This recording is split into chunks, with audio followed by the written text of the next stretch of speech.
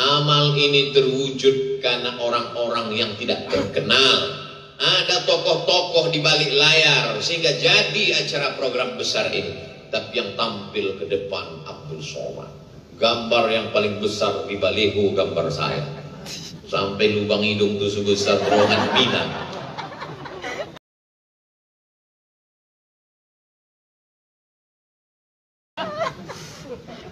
Saya takut amal ini habis pahalanya gara-gara popularitas ini. Tapi mau mana lagi? Ini bukan kehendak Abdul Somad. Sampai sekarang saya tak punya kartu nama. Sampai sekarang saya tidak ada iklan mengiklan. Ini adalah ujian dari Allah Subhanahu wa Ta'ala. Maka saya minta kepada Ubaqah, kepada Habaib, kepada orang-orang soleh di majelis ini, doakan supaya Abdul Somad istiqomah iman dan Islam. Jangan hilang pahala karena riya, dan paling penting mati dalam keadaan husnul khatimah. Jangan sekarang, kita masih ada janji nanti habis Covid. Kedua, kenapa Abu Jahal, Abu Lahab tidak bisa menerima Nabi Muhammad SAW Isra Mi'raj? Karena mereka tidak belajar fisika. Tak perlu profesor doktor untuk bisa paham Isra Mi'raj. Cukup anak SMP kelas 1, kelas 2, kelas 3 yang belajar fisika. Kecepatan cahaya 1 detik 300.000 km. Tik. 300.000 km. Tik. 300.000 km. Tik. 300.000 km. Jarak dari Masjidil Haram ke Masjidil Aqsa 1.500 km. Kecepatan cahaya 1 detik 300.000 km. Jika kecepatan cahaya 1 detik 300.000 km dan dari Masjidil Haram ke Masjidil Aqsa hanya 1.500 km, berapakah waktu yang diperlukan untuk Isra? Bisa masuk UAS, ujian akhir semester. Bisa masuk ujian CPNS Provinsi Maluku. Bergizi soal-soal itu. Kenapa? Karena ketika orang memahami itu dengan ilmu modern, inilah yang disebut dengan integrated kurikulum. Mengintegrasikan antara kurikulum agama dengan kurikulum umum. Sehingga dalam kepalanya itu ada akidah akhlak, tasawuf, fikih, usul fikih, qawaidul fikih, nahwu, sharaf, balaghah, ma'ani, bayan, hadis, mustalah hadis, rijalul hadis, muskilul hadis, mukhtaliful hadis. Tapi dalam kepalanya juga ada fisika, kimia, biologi, matematika, bahasa Inggris. Dia bebas mau menjadi apa saja, tapi di hatinya tetap la ilaha illallah Muhammadur Rasulullah. Inna fi khalqis samawati, dalam penciptaan langit, wal ardi, penciptaan bumi, waqtilafil laili wan nahari, perputaran siang dan malam, la ayat. Itu semua ayat-ayat. Penciptaan langit, ayat Allah. Ketika dipakainya akalnya untuk memikirkan ayat Allah, muncul ilmu astronomi. Penciptaan bumi, ayat Allah. Ketika dipakainya otaknya untuk memikirkan ayat Allah, muncul ilmu geologi.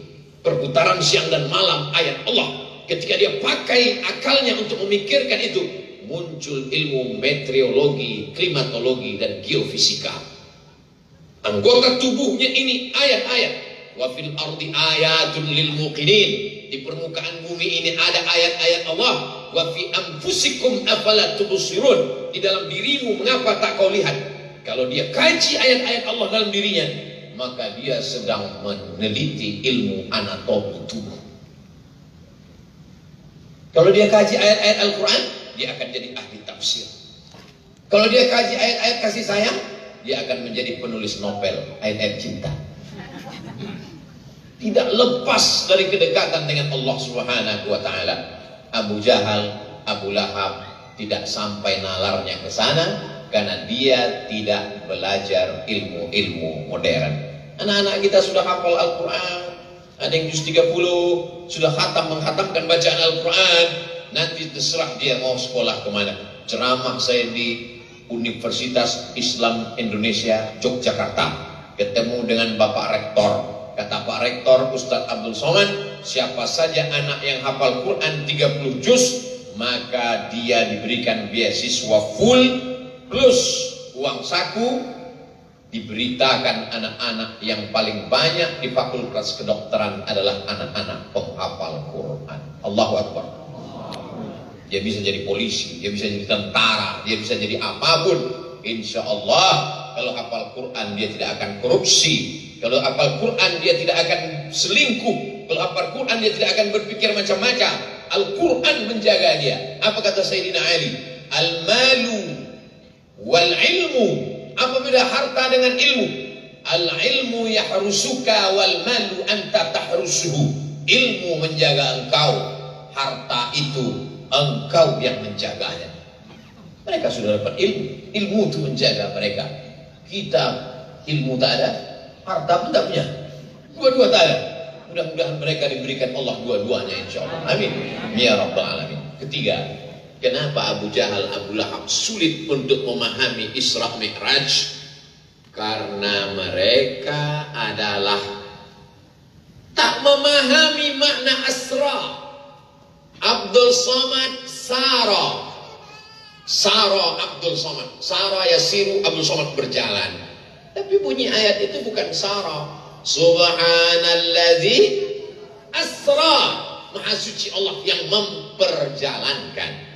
Kalau memperjalankan berarti ada yang diperjalankan. Nabi Muhammad SAW tidak berjalan, tapi dia diperjalankan. Abdul Somad berangkat dari Cengkareng jam 2 malam. Pesawat pun terbang sampai ke airport Patimura, Ambon. Saya lihat jam saya, jam 5. Belum saya robah jamnya. Jam 2 berangkat, 3, 4, 5. Tambah 2 jam, 6, 7 waktu Ambon. 3 jam Abdul Somad terbang dari Cengkareng ke Ambon.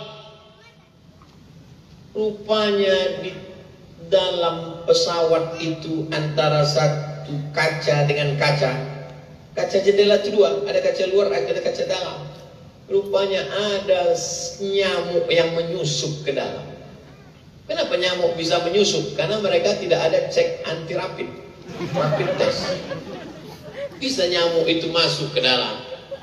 Setelah sampai ke Ambon, keluar nyamuk itu dari jendela kaca pesawat. Berjumpalah nyamuk Cengkareng dengan nyamuk-nyamuk Ambon. Kata nyamuk Cengkareng, gue dari Jakarta jam 2 tadi.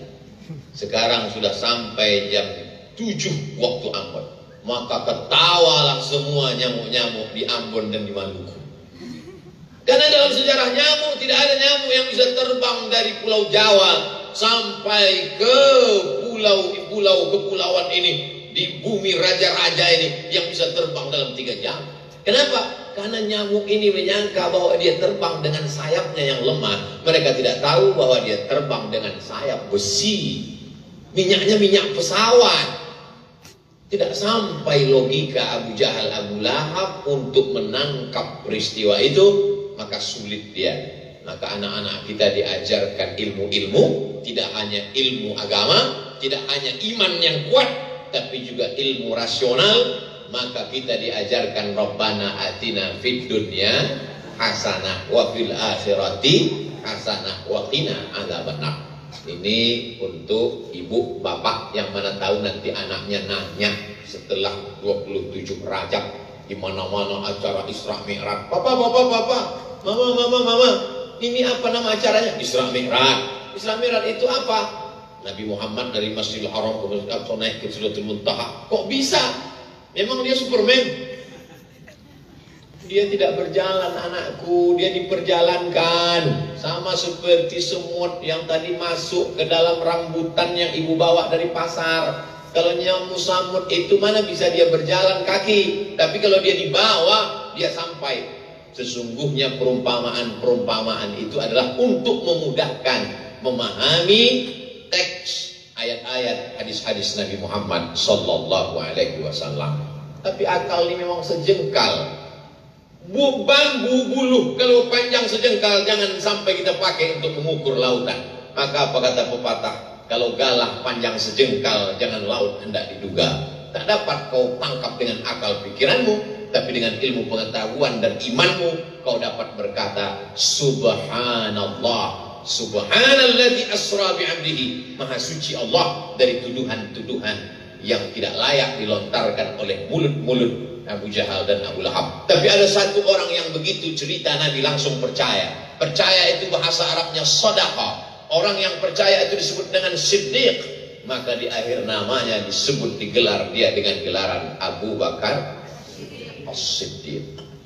Asal usul As-Siddiq adalah kepercayaan dia, keyakinan dia tentang Isra Mi'raj Nabi Muhammad sallallahu alaihi wasallam.